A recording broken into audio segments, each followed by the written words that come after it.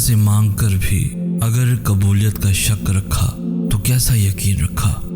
اللہ تمہیں وہ دعائیں کیسے دے سکتا ہے جن کے بارے میں تم خود بھی الجھے ہوئے ہو، جن کے بارے میں تمہیں خود بھی نہیں پتا کہ وہ دعائیں تمہیں چاہیے بھی ہیں یا نہیں؟ کیونکہ جس چیز کی چاہ ہوتی ہے اسے پانے کے لیے تو جتن کیے جاتے ہیں، اللہ سے لاڈ کیے جاتے ہیں۔ پھر یہ نہیں سوچا جاتا کہ اگر وہ چیز نہ ملی تو، اگر میری التجائیں رد ہو گئیں تو پھر تو بس پختہ یقین رکھ کر کہا جاتا ہے کہ اب تو اللہ کو منا کر ہی دم لینا ہے۔ اللہ سے دل مانگ کر کبھی بھی بے دل نہیں ہوتے، کیونکہ معجزے مایوسی کے خیالات ترک کر دینے والوں کے لیے ہوتے ہیں۔ اللہ کن ان کے لیے فرماتا ہے جو کسی کی بھی سوچ کی پرواہ کیے بغیر اپنی دعاؤں پہ ڈٹے رہتے ہیں۔ اللہ کی مدد تب آتی ہے جب تم نصیب سے بے غرض ہو جاتے ہو، یہ سوچ کر کہ میرا اللہ سب کچھ کر سکتا ہے۔ کچھ تو ہے جو اللہ یہاں تک لے آیا ہے تمہیں، کوئی تو اجر ہوگا جس کے لیے اتنے درد سے گزارا ہے تمہیں۔ وہ چاہتا تو تمہیں مکمل نا امید کر دیتا، کیوں پھر اس نے یقین کی پہیلی میں الجھا رکھا ہے تمہیں۔ ہر کسی کو نہیں ملتا موقع اللہ کو منانے کا، کوئی تو وجہ ہے جو اس نے ان سجدوں کے لیے چنا ہے تمہیں۔ کیوں لیتے ہو تم اس کے معاملے میں لوگوں کی رائے؟ پھر اس نے تو سارے زمانے سے جدا رکھا ہے تمہیں۔ وہ دیر کرتا ہے جب اسے بے حد پسند آ جائے کسی کی آواز، وہ توفیق دے رہا ہے، یعنی اسے منانا آ گیا ہے تمہیں۔ اللہ نے لکھ دیا ہے تمہاری چاہ کو ہی صلہ تمہارا، یوں ہی تھوڑی نہ دعاؤں میں صبر کرنا آ گیا ہے تمہیں۔ یقیناً کوئی بڑا معجزہ ہے تمہارے لیے، اسی لیے اس نے اب تک انتظار سے تھکنے نہیں دیا ہے تمہیں۔ کن لازم ہو جاتا ہے جہاں پہنچ کر ایسے مقام پہ وہ کھڑا کیے ہوئے ہے اب تمہیں۔ توکل وہ نہیں جو تم اس دروازے کے کھل جانے کے بعد کرتے ہو جو تمہیں پسند ہوتا ہے، توکل تو وہ ہوتا ہے جو تم اس دروازے کے بند ہو جانے کے بعد بھی کرتے ہو جو تمہاری آخری امید تھا۔ توکل یہ نہیں کہ ذرا سی دیری پہ فوراً یہ نتیجہ نکال لیا کہ شاید یہ نصیب میں ہے ہی نہیں۔ توکل تو بس انتظار کرنا ہے، پھر چاہے کتنا ہی وقت کیوں نہ لگ جائے۔ تمہارا اپنی دعاؤں پہ ایمان ہی اللہ پہ رکھے ہوئے یقین کی دلیل ہے۔ جب تم اللہ سے مانگتے ہو اس حقیقت کے باوجود بھی کہ جو تم مانگ رہے ہو اس کا ملنا ناممکن ہے، تب اللہ تمہارے نصیب پر تمہارے ایمان کو فتح دیتا ہے۔ بس تمہیں اتنا یاد رکھنا ہے کہ اللہ تمہارے دل میں کچھ نہیں ڈالتا سوائے اس کے جو وہ تمہیں دینے کو تیار ہے۔ کچھ بھی تمہارا یا تمہارے دل کا حصہ نہیں بن سکتا جب تک اللہ کا حکم نہ ہو۔ تو اتنے بے صبرے نہ ہو جانا کہ ذرا سی تاخیر پہ دعاؤں کو چھوڑ دو، کیونکہ ہو سکتا ہے وہ دعائیں ہی معجزوں کا وسیلہ بھی ہوں جو تمہیں ابھی صبر کا امتحان لگ رہی ہے۔ اللہ پہ جب بھروسہ کر لیا جائے تو جیت یا ہار کا نہیں سوچتے، بس اتنا یقین رکھتے ہیں کہ جو بھی ہوگا اللہ کی رضا سے ہوگا، اور اس کی رضا کبھی بھی تمہاری رضا کا مان نہیں توڑے گی۔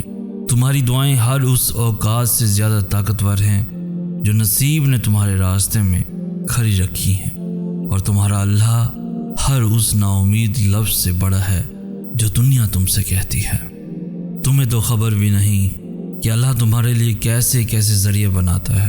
تمہیں جو آخری وسیلہ لگ رہا ہوتا ہے اصل میں وہ تو اللہ کے وسیلوں کا آغاز ہوتا ہے، کیونکہ تم اس کی صلاحیتوں کا گمان نہیں کر سکتے۔ تم یہ کبھی نہیں سمجھ سکتے کہ اس نے کن کن بہانوں سے تمہیں نوازنے کا منصوبہ بنایا ہوا ہے، اور کن کن راستوں سے اس نے تمہیں عطا کرنا ہے۔ اور اس کی سب سے بڑی دلیل تہجد ہے کہ اللہ نے یہ ایسی نماز بنائی جس کا صلہ صرف اور صرف عطا ہے۔ وہ چاہتا تو تہجد بناتا ہی نہ، لیکن اس نے عطا کرنا تھا، اور اس نے ان عطاؤں کے لیے تہجد جیسا بہانہ بنا دیا۔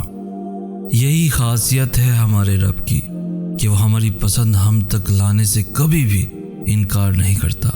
قبولیت کی ایک راہ بند ہو جائے تو وہ فوراً دوسری راہ دکھا دیتا ہے۔ تو اگر تم بھی کسی ایسے ہی معجزوں کی راہ کی تلاش میں ہو تو وہ راہ تہجد ہے، وہ نماز جس کے وجود کا مقصد ہی قبولیت ہے۔ یہی نماز ہے جو فرض نمازوں کے بعد ایسی واحد نماز ہے جو اللہ سے کن کہلوانے کی طاقت رکھتی ہے۔ جو دعاؤں سے نہ مل سکا، دیکھنا اللہ اسے تہجد کے ذریعے تم تک کھینچ لائے گا۔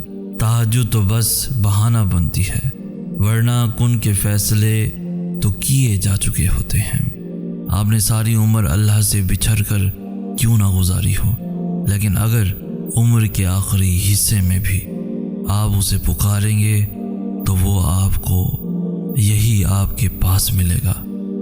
یہ تو ہم ہیں جو کبھی اس رشتے کو سمجھ ہی نہیں پائے، کبھی اللہ سے دل سے محبت کر کے دیکھی ہی نہیں، ورنہ اللہ سے بھی بہتر کوئی دوست ہو سکتا ہے؟ کوئی ہے بھلا جو ہمارا اللہ جیسا رحیم ہو؟ کوئی ہے بھلا جو ہمارے اللہ کی طرح درگزر کرنے والا ہو؟ کوئی بھی تو نہیں۔